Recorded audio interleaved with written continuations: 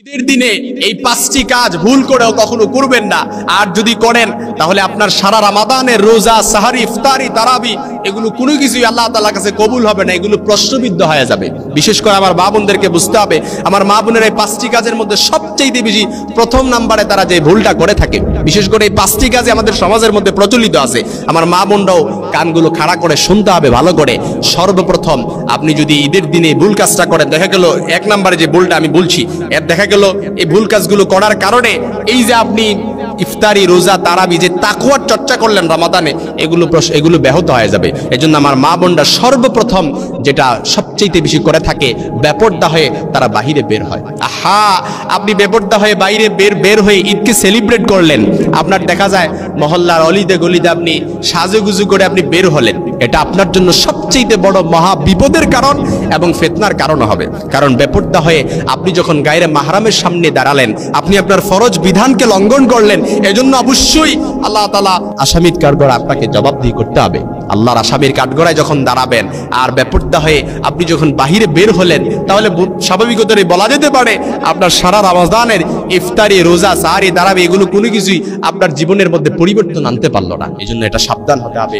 দুই নাম্বার যে ভুল কাজটা আমাদের সমাজের সবচাইতে বেশি যুবক, ইয়ং পিপল যারা আছে, যারা অ্যাডাল্ট পারসন, সবচাইতে বেশি, কত দুঃখের কথা, সমাজের মধ্যে দেখা যায় রাস্তাঘাটে আমি যখন প্রত্যেক বছর ঈদের সালাত পড়িয়ে আমি বের হই বাসার উদ্দেশ্যে, রাস্তাঘাটে সবচাইতে বেশি দেখা যায় যুবক ছেলেরা এই যে পিক আপ ভ্যান ভাড়া করে, তারা কি করে ডিজে পার্টি করে, গান বাজনা, ডোল তাবলা এগুলো বাজাতে বাজাতে ঈদকে সেলিব্রেট করে। এর চাইতে অশ্লীলতা, এর চাইতে বেহায়াপনা আর কিছু হতে পারে না মুসলমান সন্তানদের জন্য। এজন্য মনে রাখবেন, যারা ঈদকে সেলিব্রেট করে, ডিজে পার্টি করে, পিক আপ ভ্যান ভাড়া করে বিভিন্ন স্পটে যায়, তাদের জন্য ভয়ঙ্কর কথা হচ্ছে সারা রমাদানের সব রোজা, ইফতারি, তারাবি কোনো কিছুই আল্লাহ তাআলার কাছে কবুল হবে না, এগুলি অ্যাকসেপ্টেড হবে না। ঈদের দিনে তো আল্লাহ তাআলা ফল দিত, এই ফলাফল দিবে ঠিক, কিন্তু ফলাফল এটা পজিটিভ হবে না, এটা নেগেটিভ হবে। এই জন্য গান, ডোল, তবলা, নবীজির হাদিস, এগুলো মাটির সাথে মিশিয়ে দেওয়ার জন্য আমি নবীজি আগমন করেছি। এজন্য তিন নাম্বার যেটা কখনোই করা যাবে না, সেটা আমাদের মুসলমানের সন্তানরা, ভাই বোনরা সবচেয়ে বেশি করে থাকে, মান তাশাব্বাহা বিকাউমিন ফাহুয়া মিনহুম, অর্থাৎ যে যার সংস্কৃতি অনুসরণ করবে, যে যাকে ফলো করবে, তার হাসর, সে কিন্তু তার দলভুক্ত হয় এবং তার সাথে হাসর হবে।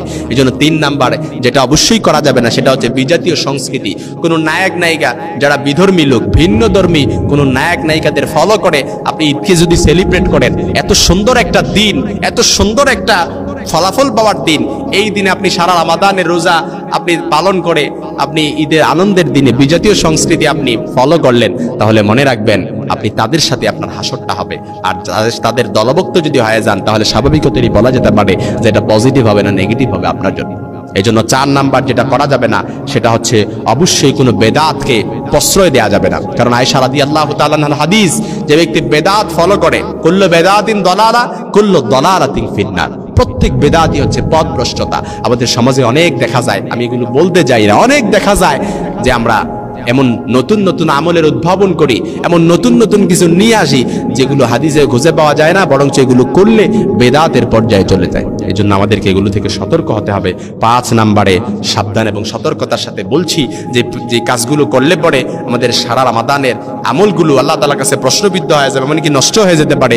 5 নাম্বারে যেটা কখনোই করব না, সেটা হচ্ছে অপচয় করা যাবে না। ইন্নাল মুবাজ্জিরিনা কানু ইখওয়ানাশ শায়াতিন। কেন এটা বললাম? মুসলমানের ঘরে সবচেয়ে বেশি অপচয় করা হয়, বিশেষ করে এই যে আমাদের যে আনন্দের উপলক্ষ যে দিনগুলো আছে, এই দিনগুলোতে সবচেয়ে বেশি অপচয় করা হয়। আপনি একটু মিলায় নেন, এই যে রমজানে রোজা গেল, রোজা যাচ্ছে, এই রোজার মধ্যে তো সবচেয়ে বেশি কি করা হচ্ছে? অপচয়। কত কিছু যে আমাদের ইফতারি নষ্ট হয়, এটা শুধুমাত্র যারা দেখেন নাই তারা বুঝবেন না অনেক সময়। এই জন্য অপচয় করলেন, ঈদের দিনেও যদি করেন, ফলাফল পাওয়ার দিনও যদি করেন, তাহলে স্বাভাবিকতই বলা যেতে পারে আপনার রোজা, ইফতারি, সাহারি, তারাবি সব কিছু এগুলো আল্লাহ তাআলার কাছে প্রশ্নবিদ্ধ হয়ে যাবে। আল্লাহ তাআলা যেন ঈদের দিনে আমাদের রোজাটাকে তোহরাতান লিসাইম, পবিত্র একটা রোজাদার, রোজা বানিয়ে নেন। পবিত্রতার সাথে আল্লাহ তাআলা যেন আমাদেরকে ইখলাসের সাথে কবুল করেন। ঈদের দিনে আমরা যেন ঈদের সালাত আদায়ের মাধ্যমে আমাদের পরস্পর ভ্রাতৃত্ব বন্ধনকে আল্লাহ তাআলা মজবুত করে দেন, অটুট করে দেন। আমাদের চাওয়াও তো এটাই, এবং আল্লাহ তাআলা যদি এই পাওয়াটা আমাদেরকে দিয়ে দেন, এর চাইতে বড় পাওয়ার কিছু হতে পারে না।